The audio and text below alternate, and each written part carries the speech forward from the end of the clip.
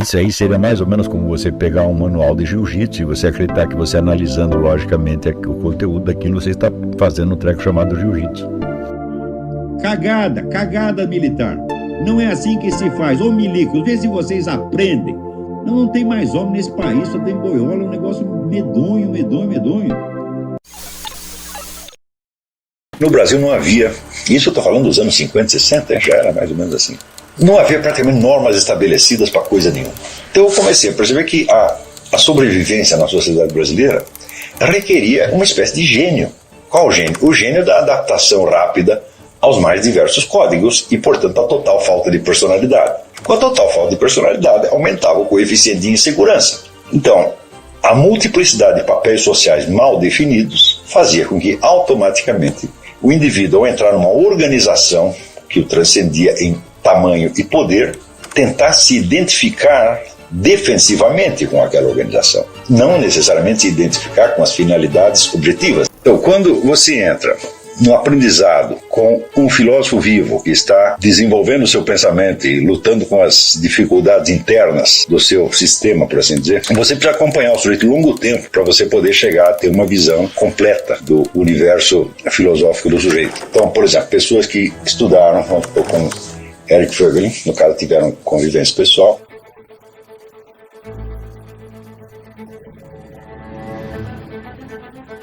você vê que depois do curso universitário com ele, continuaram convivendo com o sujeito, conversando, dialogando por 20, 30 anos. Isso é o normal. É só deste filósofo que você teve o contato mais íntimo, é que você vai obter a noção do que é o conjunto orgânico de uma filosofia, e a partir daí que você vai entender as outras. Quer dizer, se você teve uma convivência de 20 anos com o Eric Voegelin, 20 ou 30 anos, então você sabe o que é um filósofo, sabe o que é uma filosofia, a partir daí você pode entender realmente em profundidade o que foram outras filosofias que você só conhece por documento escrito. Como no Brasil, os poucos filósofos dignos do nome que existiram não tiveram a chance de ter, vamos dizer, discípulos, nem continuadores. Por causa do Mário Ferreira dos Santos, quando Mário Ferreira dos Santos morreu, não sobrou nada. A gente vê que a noção que os ex-alunos dele tinham do pensamento dele era que chegavam a ser caricatas. Então, o verdadeiro processo do discipulado filosófico nunca aconteceu no Brasil. Simplesmente não existe isso. Então as pessoas não têm o modelo. Então elas acham que estudar filosofia é você fazer um curso de filosofia na universidade, ou você ler alguns livros de filosofia. A ideia de que você deve acompanhar a elaboração de um filósofo durante 20 ou 30 anos no Brasil parece até escandalosa. Você fala isso para as pessoas. Eu como? Você quer que eu estude com você por 20 ou 30 anos? Eu falo, quero, claro que quero. Porque isso é o normal. A gente fala de uma seriedade intelectual. A seriedade se manifesta em primeiro lugar na continuidade de tempo. Na quantidade de tempo que você dedicou ao seu aprendizado e na quantidade de atenção que você dedicou aos problemas. A falta disso no Brasil assume proporções absolutamente catastróficas. Quer dizer, o número de tagarelas opinantes, totalmente superficiais, epidérmicos, é uma tragédia. Não pensem que o problema do Brasil é o PT, é o comunismo, é o esquerdismo, não é nada disso. O problema do Brasil é este. O problema do Brasil é a total destruição da alta cultura e dos critérios existenciais da alta cultura. As pessoas simplesmente não sabem o que é alta cultura. Quer dizer, o objetivo aqui tem uma função civilizadora mesmo. Estou dizendo, a finalidade é formar uma nova geração de intelectuais brasileiros que será completamente diferente da anterior, mas que tem algo a ver com a geração que estava viva nos anos 60. Nós temos que emendar num nível muito maior do que tinha sido alcançado até os anos 60. Quer dizer, você não pode repetir a mesma coisa. Você tem que retomar, vamos dizer, o mesmo impulso num nível superior. A convivência com Herbert Salles, com Josué Mantello, o próprio Roberto Campos, tudo isso aí me fez muito bem, porque me deu ainda uma ideia viva do que era preciso conservar e retransmitir. Isso quer dizer que quando hoje nós lemos, por exemplo, lemos um Gilberto Freire, um outro Maria Carpo, um Manuel Bandeira, nós sabemos que para retomar o trabalho que eles iniciaram, nós não podemos retomar no ponto em que eles deixaram, nós temos que integrá-los numa outra proposta completamente nova, de nível muito mais elevado. Quer dizer, desde o início eu estou empenhado numa investigação que é minha, que é pessoal, que visa a responder dúvidas cognitivas existenciais minhas, que podem coincidir com as dúvidas e perplexidade de muitas outras pessoas. E isso é que é uma filosofia. Aristóteles dizia que a filosofia começa com o espanto. Então nós temos que perguntar assim, o que foi que no começo da vida criou o espanto, criou a perplexidade e criou a necessidade de uma resposta? A primeira coisa que me chamou a atenção e perante a qual eu tive um estranhamento que eu procuro resolver até hoje foi o fato de que, com muitas pessoas que eu conversava, muitas pessoas que eu conhecia, eu tinha realmente a sensação de não estar conversando com um ser humano, mas, vamos dizer, com uma espécie de código, um programa de computador. Alguém que tinha aprendido uma série de respostas e reações mais ou menos automáticas e repetíveis e que só conseguia julgar e agir em função daquilo. Eu me lembro uma vez que uma parenta minha precisava fazer uma operação, precisava extrair vários dentes todos de uma vez, e ela tinha um problema cardíaco, então o pessoal tinha medo de dar anestesia, então precisava um acompanhamento cardiológico para uma simples operação dentária. E nós tentamos resolver aquilo no INPS e ninguém entendia. Não, o INPS não dá assistência dentária. E nós dizemos, não, assistência dentária, nós trazemos o dentista e pagamos o dentista, nós só precisamos um acompanhamento cardiológico do INPS. Nós falamos com uns 40 funcionários, ninguém entendia. Daí um dia perdi a paciência e falei, quer saber, eu vou direto ao presidente do INPS. E fui lá com pretexto jornalista. Entrei na sala dele e falei, disse que vim aqui entrevistar o senhor, mas não é nada disso, eu vim aqui trazer um problema. Eu comecei a explicar o problema, o sujeito olhou para mim e falou, você está com todos os direitos e sem nenhuma garantia, não é mesmo? Eu falei, Então eu vi que aquele sujeito, ele era um ser humano. Dentro da cabeça dele tinha um cérebro, dentro do peito tinha um coração, e ele entendia a situação real. Eu digo, mas por que para encontrar, vamos dizer, um ser humano, a gente tem que galgar toda a escala burocrática? Por que só o homem que está em cima de tudo pode se dar o luxo de ser humano? Quer dizer, quem é que já não esbarrou na barreira da incompreensão burocrática? Todo mundo já esbarrou. Então, quando as pessoas esbarram nisso, elas podem, vamos dizer, ter uma atitude de revolta, né? Ficar muito indignados com o Estado, etc, etc. Mas em mim aquilo teve um impacto muito mais profundo. Eu não vi naquilo um problema sociológico, um problema político. Eu vi, peraí, isso parece ser um problema universalmente humano.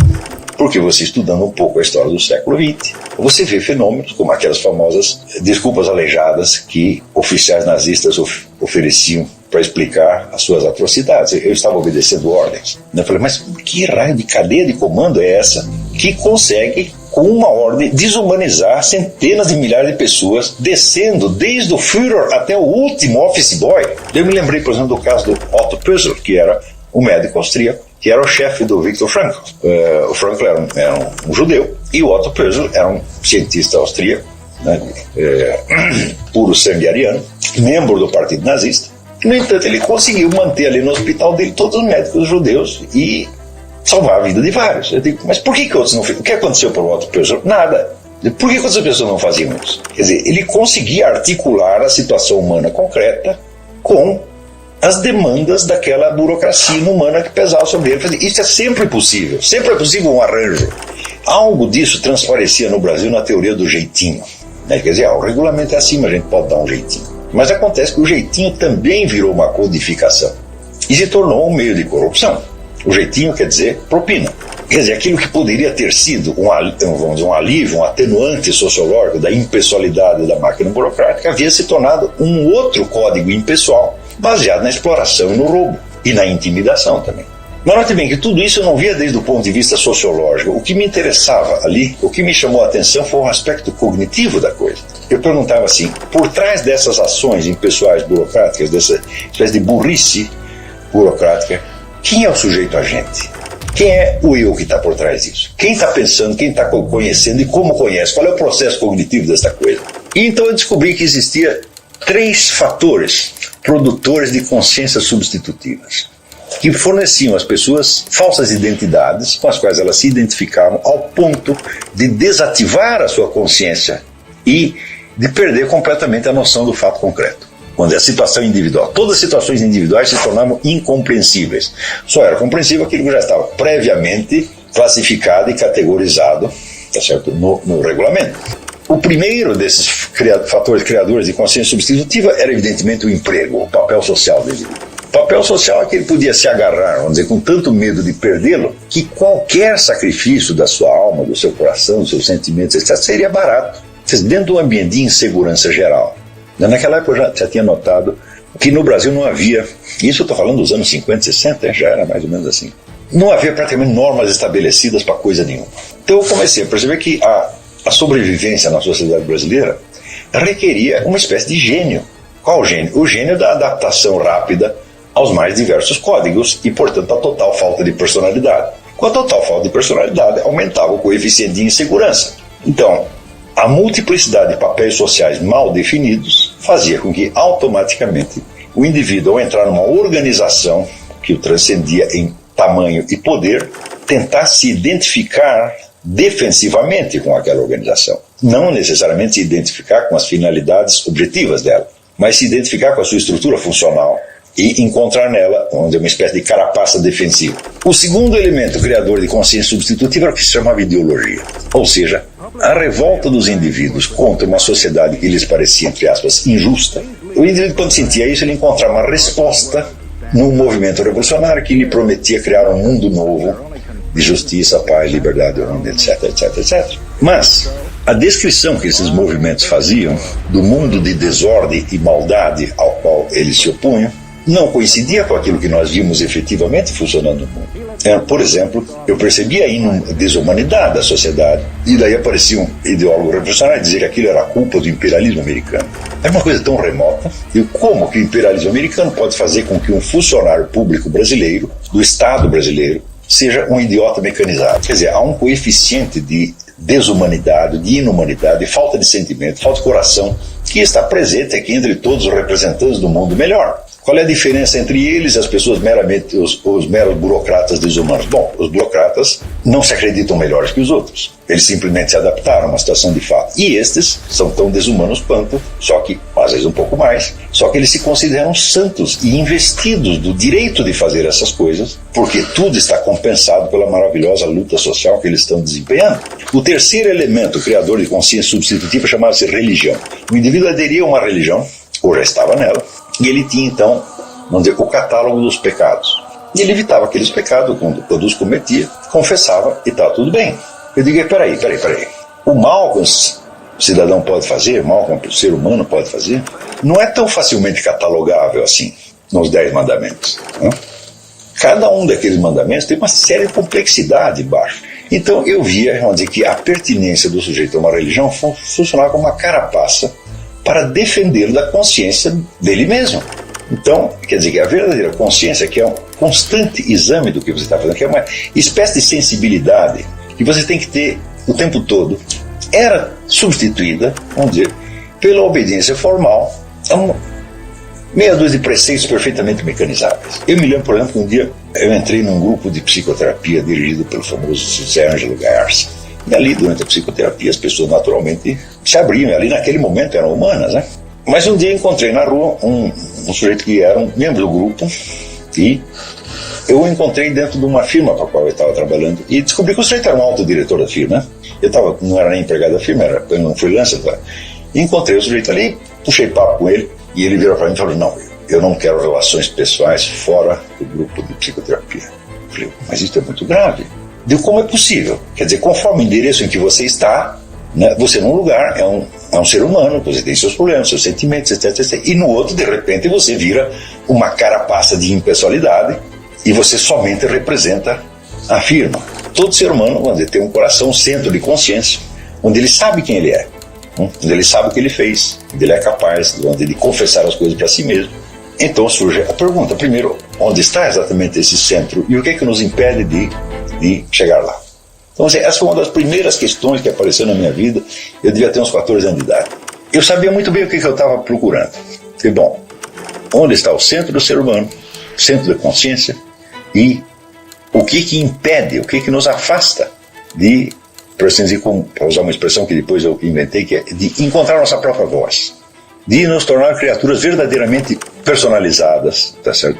E, portanto, pela primeira vez, moralmente responsáveis.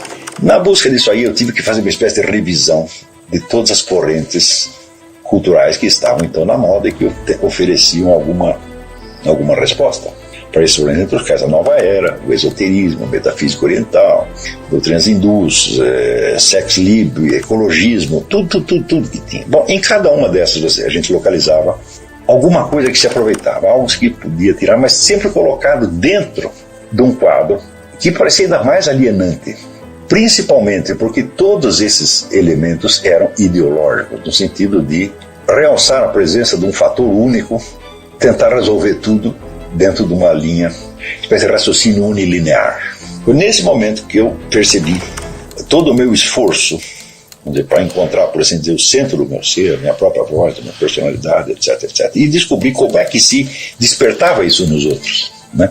Eu tinha esquecido um elemento, que era a mediação da cultura. Nós só pensamos na língua em que falamos. Essa língua vem carregada de conotações, de valores, de interpretações, etc, etc. Nós usamos os símbolos que a nossa cultura nos fornece. E nós, em suma, carregamos toda uma herança sociológica e histórica que pode se interpor entre nós, que, por um lado, é o caminho pelo qual nós podemos chegar ao nosso próprio centro, a nossa verdadeira pessoa, mas que também se interpõe entre nós e ele. Então, o diálogo de cada um consigo mesmo era mediado por fatores culturais que, por um lado, podiam ajudá-lo a chegar lá, mas, por outro lado, podiam levar bem longe. E, às vezes, as duas coisas ao mesmo tempo. Daí que surge a necessidade de saber como o ser humano elabora a sua experiência culturalmente, usando instrumentos que recebeu do meio. E como ele opera esta ida e volta entre os elementos culturais e o seu próprio interior. Como você personaliza os elementos culturais. Deste estudo, que aí foi, vamos dizer, por assim dizer, o primeiro estudo sistemático que eu fiz, é que surge a teoria dos quatro escudos.